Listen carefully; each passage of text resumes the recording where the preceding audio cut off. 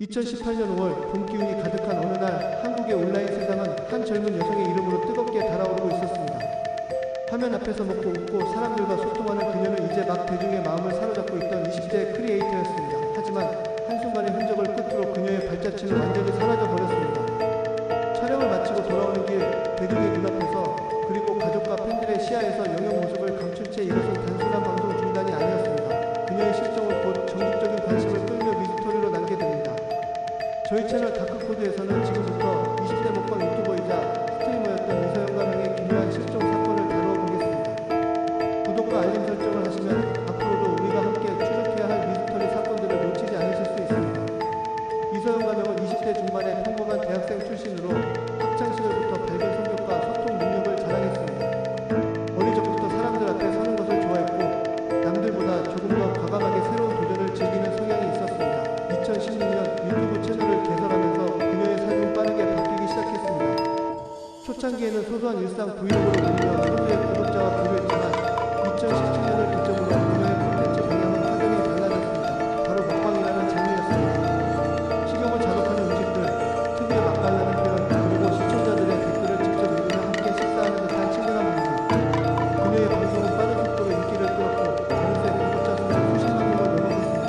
단순한 개인 취미 채널이 아니라 하나의 브랜드로 성장하던 시기였습니다.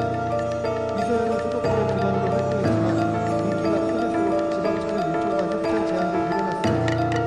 특히 2018년 5월 지방의 한 유명 맛집 거리에서 촬영 제안을 받아 현지로 내려갔습니다.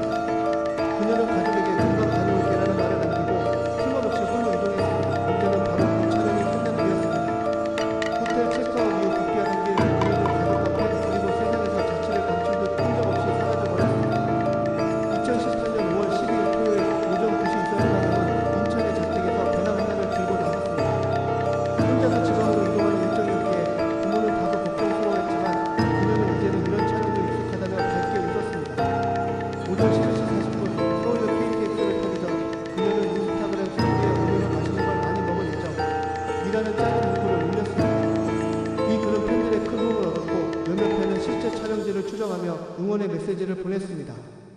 오후 2시 10분 부산역 도착. 이번 촬영은 부산 인근의 전통시장과 해산물 골목에서 진행될 예정이었습니다. 협찬을 제안한 업체 측 관계자와 연락을 주고받으며 그녀는 혼자 시장으로 향했습니다. 오후 3시 0분부터 6시 0분까지 그녀의 카메라는 부산의 활기찬 풍경과 함께 돌아가고 있었습니다. 싱싱한 해산물, 붐비는 사람들, 그리고 먹음직스러운 음식들. 현장에 있던 몇몇 상인들은 그녀를 알아보고 유튜브에서 본 사람 맞죠? 라며 환영했습니다. 저녁 7시 30분 촬영을 마친 후 근처 숙소로 돌아온 그녀는 팬들에게 오늘 촬영 정말 잘 됐다. 영상 기대해도 좋다라는 메시지를 남겼습니다. 이 메시지는 그녀의 마지막 공개된 발언이 되었습니다. 2018년 5월 13일 일요일 오전 9시 호텔 프런트에는 그녀의 체크아웃 기록이 남아있었습니다. CCTV에는 그녀가 밝은 얼굴로 프런트에 인사를 남기고 택시를 잡아타는 모습이 기록되어 있었습니다. 오전 10시 15분 그녀는 부산역 인근에서 KTX 승차권을 구매했습니다. 표는 부산 서울 10시 30분 출발 열차. 그러나 열차 탑승 기록에는 그녀의 이름이 남아있지 않았습니다. CCTV에도 개철구를 통과하는 장면이 포착되지 않았습니다. 마치 부산역 근처에서 흔적이 끊어진 듯 그녀의 모습은 사라졌습니다.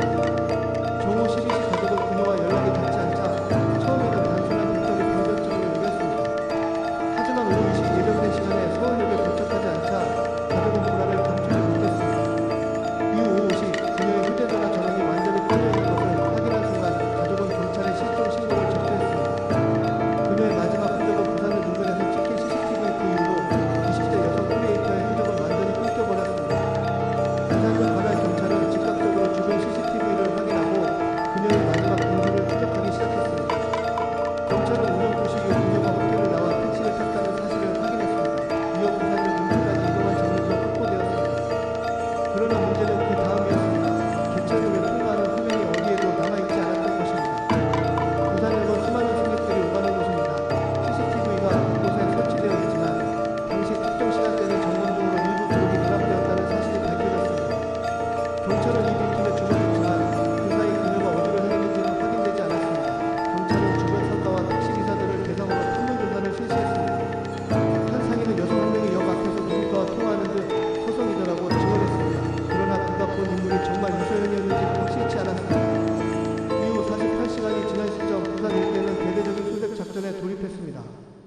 실종자의 신체적 특징과 의상 정보가 전국에 전파되었고 방송사 뉴스와 온라인 커뮤니티는 그녀의 실종을 집중적으로 다뤘습니다.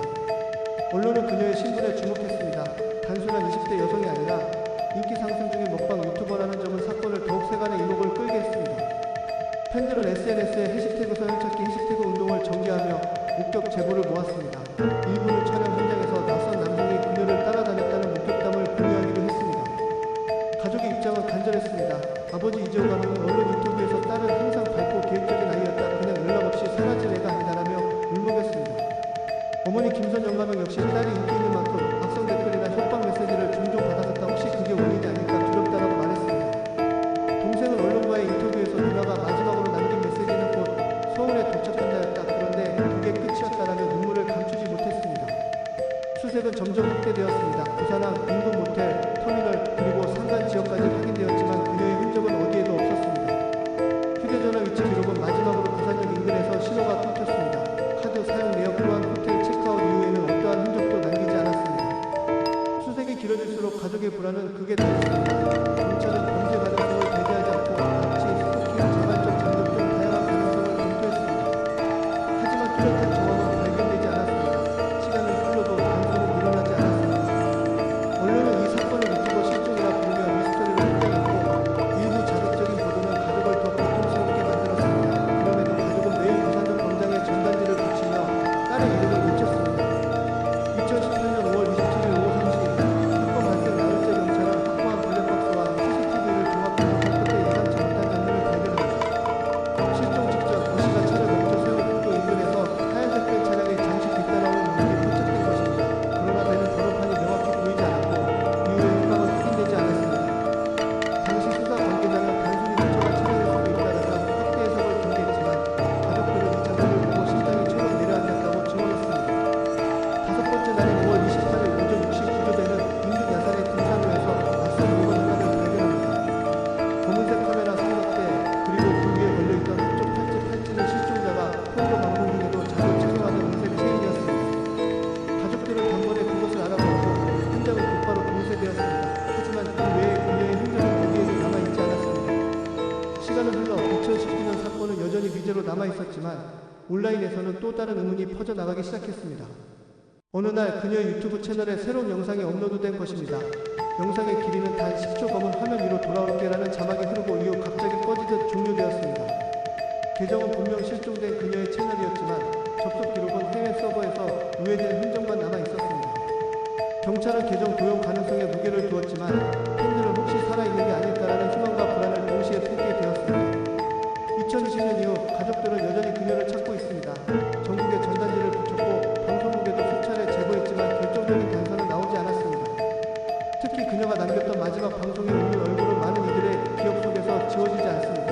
인기와 꿈을 향해 달리던 20대 청춘은 그렇게 어느 날 갑자기 사라져 버렸습니다. 이 이야기를 들으신 여러분은 어떻게 생각하시나요? 단순한 실종 사건일까요? 아니면 누군가의 계획된 흔적일까요?